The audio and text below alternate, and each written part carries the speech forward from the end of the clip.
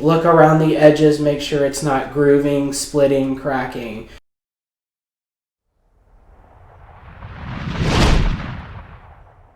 These are one of the most overlooked parts in an HVAC system. When you do have a plugged air filter, it can cause a snowball effect of problems in your HVAC system. We do suggest for like 1-inch filters, anywhere from 1 month to 3 month change out time. The unnecessary stress a plug filter can have is it can put more stress on your blower motor, cause overamping, overheating, airflow issues even across your coil. Plug filters can also cause frozen coils. So make sure your air filter is changed. Make sure you're changing them monthly, every 3 months, but definitely check them. Second item is a belt. It's definitely another thing you should keep on hand, especially on rooftop units, air handlers. It's another simple item like a filter that can easily be changed.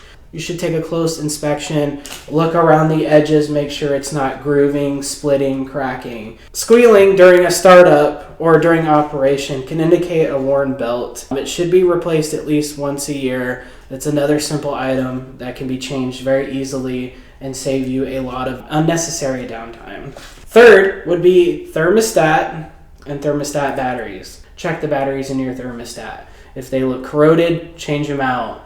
If the display looks a little dim, change them out, because nobody wants to go out at 2 o'clock in the morning and realize it's just a thermostat battery. Number 4 is motors and capacitors.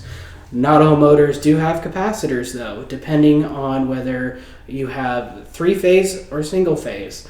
Motors, they can either get clogged up very easily depending on where it is. If it's in your air handler and you have an outside air damper, the fans behind here can get plugged up, so make sure you're checking that as well, because if any of these get plugged, you are going to overheat the windings, and then your motor will break down. And the last one is a control board. This is the brains of your HVAC system. If one of these little relays fail, or one of the diodes, that can definitely affect whether your system will operate. Just a visual check of these, you can just look inside the control board. Look for hot spots. Hot spots would be something like dark brown or black spots. Those would be like a control board that's probably going to fail soon. So these are the top parts that I would suggest you have on hand in case of emergencies. They're very simple parts, very easy to change out. It can actually save you a whole bunch of unnecessary downtime, money, and stress.